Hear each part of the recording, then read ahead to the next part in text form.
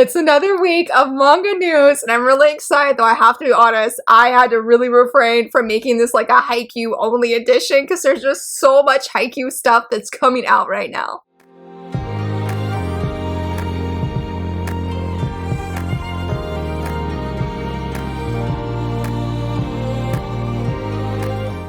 Hello friends, happy Monday! It is Manga News episode 2, and we're going to be talking about manga news that I'm really excited for. I went through all of my bookmarks on Twitter/X to find the things that I want to talk about today, and I'm really excited. And we're going to go ahead and dive right in, because if you remember last year around, I think it was in the month of July, Udon announced a physical announcement for Veil. I did talk about this in my most anticipated like shoujo releases of 2024. We have an update. I'm going to read it directly from this update that was mentioned. It was on Manga Alerts, and as always, I'll leave the links down below to all the information for everything I shared today. But somebody, I guess, asked in a Discord server, what is the status for Veil? And this person that is working on the Veil manga, I guess, and they have said we are in the final pre-production phase for Veil Volume 1. And they also did confirm that this can be a 2-in-1 format, which they did mention during the license announcement of last year, but they have confirmed that. They said the font is really small. We've still got a little more work to do, but we'll definitely update the group and our social channels as soon as we have a firm release date. Not too much longer now. It's going to be so good. And I am just so excited. Again, this is one of my most anticipated releases. I truly hope it's coming out in 2024. I have been eagerly anticipating and waiting. There is another manga release or license that was announced at this time, and that is No Roses Without Thorns, My Life as a Shoujo Manga Artist's Assistant. This was supposed to come out in February. We have not seen any kind of updates for it. In fact, I will check now. I've checked before. I don't even believe it's on Amazon yet. I'm guessing maybe after, yeah, there's nothing there. So I'm guessing maybe after the announcement with Veil, or after the release date and everything is good, that then we'll hear something about No Roses Without Thorns, because I've really wanted to read it. I did ask, because shout out to the person who did ask in this Discord server is Winter Venom 91 on Twitter. They were the ones that asked, and I totally tagged them. I was like,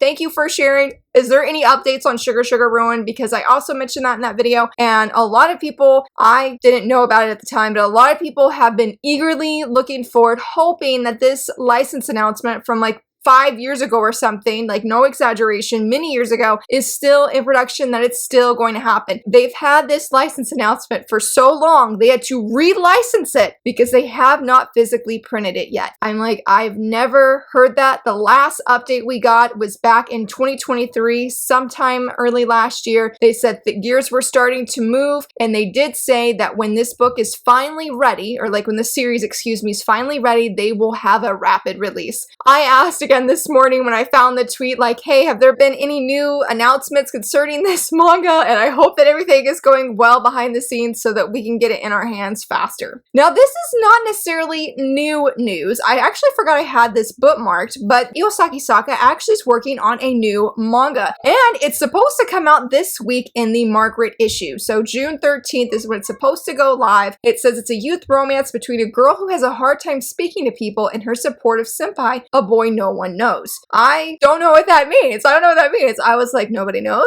Is he real? Is he in her imagination? Or is he just so on the down low that just nobody knows who this guy is? I love the promotional art that I've seen for this, and I will share it here. It looks so good. It's also in the link I'm going to share down below. I am refraining really hard from not getting more shoujo magazines. I just found another one that's on Sugaruya. I'm like, come on, free shipping campaign. Let's go, because the magazine is $4, and it has the couple from, or the characters, excuse me, from Gazing at the Star Next Door. They're on the magazine. I'm like, I want it. I have some. It's addictive. It's just so fun. I'm like, no, I can't read Japanese, but seeing these big pages with the art is everything. So I'm tempted to try and get Margaret, which I don't think I have actually seen anything in a Margaret magazine, where I have bought the magazine. So I need to make that a priority. I will probably look that up after filming this video to see if I can find anything everything with this magazine on Sugaruya. Next up, this is a Japanese release that happened, but Bibliophile Princess Volume 9 just released in Japan, and here is the beautiful sparkly cover. I love this manga. I'm super behind. I was really excited to share about it because they have some exclusive goodies going on in Japan. Like, you can go to the bookstore, you can get these, and I'm just like, that's the coolest thing. I'm like, Japanese people are so lucky. I'm like, I would be buying manga left and right brand new just so I could go get these goodies. And part of why I want to share this is to celebrate that Volume 9 is coming out in Japan, and eventually I'm sure we'll get it here in the United States. I don't actually know what volume we're on, but Bibliophile Princess was having some special goodies with the manga magazine. It's called Comic Zero Sum. My Next Life as a Villainess, All Routes Lead to Doom is actually on the cover, which I will share here. So, like a week ago in the shoujo Discord server that I run, I was like, oh my goodness, I want to get this magazine because I want the Bibliophile Princess goodies, which I will leave here. And I'm like, I want them. Like, I don't really care for the magazine. Like, that's no offense to the magazine. I don't read My Next Life as a Villainess. I need to come back to it and actually try it since it is a villainous manga. I'm like, the Bibliophile Princess goodies. Like, I want them. There are 3 mini acrylic standees. They look super cute. And I'm just like, it's so hard to find merch of them in the US. Give it to me. I want it. I highly recommend checking out Bibliophile Princess. I do have a review on this channel. I think I reviewed volumes 1 through 3. Read them twice, 2 to 3 times actually, during that time frame after I shared a review of it, or before I share a review, somewhere all up in that time. So it's a very fluffy shoujo fantasy. I love it. Oh,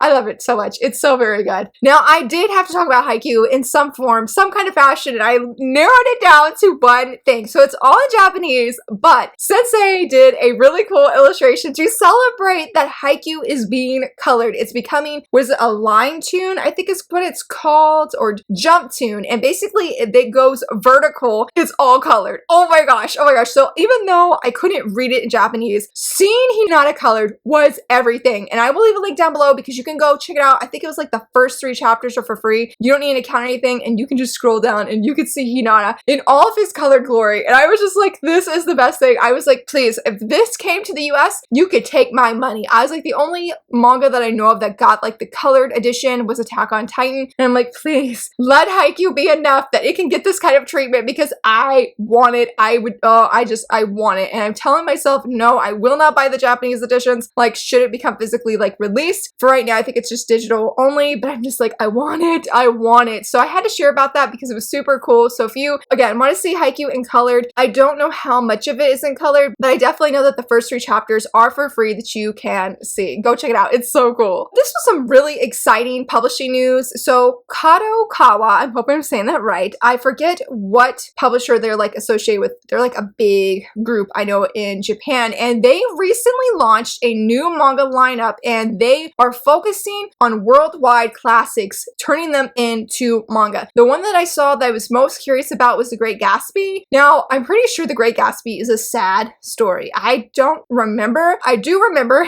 that I had to read it in 12th grade, and I was using it in my English paper that I had to do to like graduate the class. I didn't finish that paper. I got a 73. It's a miracle that I passed. And the teacher was like, you did everything I asked, but you did not finish it. And I was like, I know, I procrastinate. And that's when I learned that I am not a procrastinator and can do really well on assignments. Yeah. Anyway, The Great Gatsby is going to be one of them. They also mentioned The Legends of Tano and Lipstick of an After Image and The Alchemist, which I'm not familiar with any of those. I'm only familiar with The Great Gatsby, but it's really exciting to know. Sorry, my camera is dying. So hopefully I'll make it for the rest of this video, but I'm curious to check out The Great Gatsby because I just remembered that I read it and I love the cover, and that's literally all I remember. So if you're looking forward to like wanting to try out some classic literature, but you don't want to try it in its original format, then maybe it will get a manga through this new lineup that is happening, and you can read some classic manga that way, I guess. This is manga slash anime related a little bit. I guess it's more anime related than anything. But the other day I'm scrolling on Twitter and I come across the creator of the 7th Time Loop light novels. And what do I see? She's announcing that the anime soundtrack for 7th Time Loop is on Spotify and you can go listen to it. I actually listened to it when I don't know if I was editing a video or what I was doing, but I do know the other day I sat and I listened to it while I was working on my computer, and it was great. I loved it. I would highly suggest checking it out. It was very fun to just hear the soundtrack of the anime. I still have not gone back to finish it, but sometime we'll get a new manga volume this month. I'm hoping that is the volume I need so I can finish the rest of the anime. Like, that is what I want. That is what I want to do. That's what I need to do. And I'm hoping that that will happen. So if you enjoy listening to music and enjoy soundtracks specifically, go check it out. It's really good and would highly recommend. I would also, to add to that, would highly recommend go checking out the anime because it's really good, as well as the manga. Very much love it. Have a review of the manga if you're sort of like on the fence about the anime. The anime was a very faithful adaptation and very, very good. Now, this manga news is not something we have in the US right now, but let me just say, okay, so I don't play a lot of video games. Well, yes, let me rephrase that. I play video games, but when it comes to like online games, especially like kid-geared games, I don't play a lot of those, but my kids actually do, and we do watch YouTubers as they play those games. One of those games is Poppy's Playtime. Now, we have not watched or seen anybody play the third season because it looks a little bit too horror-like, because I would say the first two seasons or the first two games are like low-key horror, but the third one, no, that is a lot. I was like, that's too much for a kid, in my opinion. But in the Ribbon magazine in Japan, there's going to be a Poppy's Playtime shoujo manga, and let me just show this promotional image because Huggy Wuggy looks so cute. He looks so cute. I was like, this is a manga I can get behind because I don't do horror, but I'm like, I could do this manga. I could do this manga because he looks cute. And I'm like, there's no necessarily like jump scares, and I feel like in the first two games, like the horror element, I mean, yeah, you know, some of them, I mean, Huggy Wuggy does have a lot of teeth, you know, I mean, yeah, and Mommy Longlegs is, you know, coming to hunt the player and all of that. Yeah, I get that, but I feel like majority of it is just jump scares, so it's not like super creepy horror. Again, the third one, no, I disagree with the third one, but Huggy Wuggy here, I just have to share it because it's like, he looks so cute, and I'm like, he's adorable. I was like, I really hope maybe that there's a chance that we can actually get this manga in English at one point, since Poppy Playtime feels really popular, because I'm pretty sure we do have like official merch of it and whatnot. So that would be really, really cool. And I just wanted to share that because my kids enjoy the first two seasons. And what is it?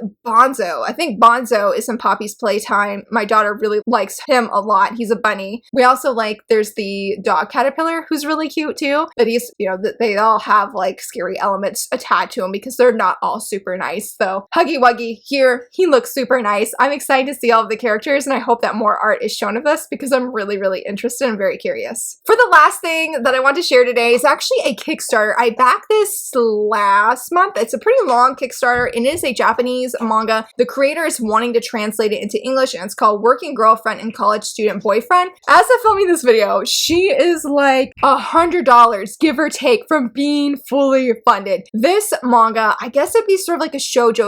It's online, so it doesn't really have a magazine that it's being like serialized in, but the art is so cute and it looks so adorable. Slice of life romance, just about this young woman who's a working adult. Her boyfriend is also an adult, but he's in college, and so I guess they live together, and it's just their everyday, very cute, wholesome shenanigans. Like, oh, it just looks so cute, and I'm so excited that it's almost fully funded. So if you're curious or interested in seeing some really cute art, she does have a few sample pages on the actual Kickstarter website, so you definitely go check that out, and hopefully we will get her fully funded. She's got a little under 25 days to go, so I feel confident that she's gonna get fully funded, and I'm like, yes, I'm so excited because it just seems so very, very cute, and just really, really, really looking forward to it. Wait, that was not the last thing that I wanted to share. I forgot. So there is a new shoujo manga that is being serialized in Hana Tsuyume. Apparently it just came out here very recently, and let's see if I can say this title. It's Aru Koroshiya no Kanawa, and it looks really interesting, and the blurb that was given is: a rich girl's life is put at risk when hitmen are constantly hired to kill her after her parents died. In order to survive, she promises to give an assassin all her money if he can keep her alive until she's 18. I don't know if this is an age gap manga. I know a few people were really worried about that in the comments I've seen. I love the like cover image that we're getting here. Am I pretty concerned for the girl and how she has this chain? Yes. I'm not gonna like cap about that. I am a little bit concerned about that specifically, but I really love the art. I love how this assassin dude looks. I love how this girl, how she, I can't tell if they're pigtails, but the bows in her hair, the black hair, I'm really digging the vibe of this. I'm very, very curious. And this is another magazine that I told myself, no, you don't need it. You don't need it. You don't need to go buy the Hana to Yume magazine just so you can see it. But that's really what I want to go do. So I guess if you really enjoy, I guess maybe an assassin kind of story with some shoujo shenanigans, maybe this is your next manga. Maybe this will be your next hit. No pun intended, okay? No pun intended. And I guess I will stop there. But here, these are all the things I'm really, really excited about. I don't have anybody's birthday this week, and I was so bummed. I was so bummed. So if you know any character birthdays this week, totally let me know. And if you've seen any manga news that you're excited about, let me know as well. Is there anything in this week's video that you're excited about? Let me know as well. And I hope that you enjoyed this video. If you did, please give it a thumbs up and subscribe. And thank you so much for watching. Bye!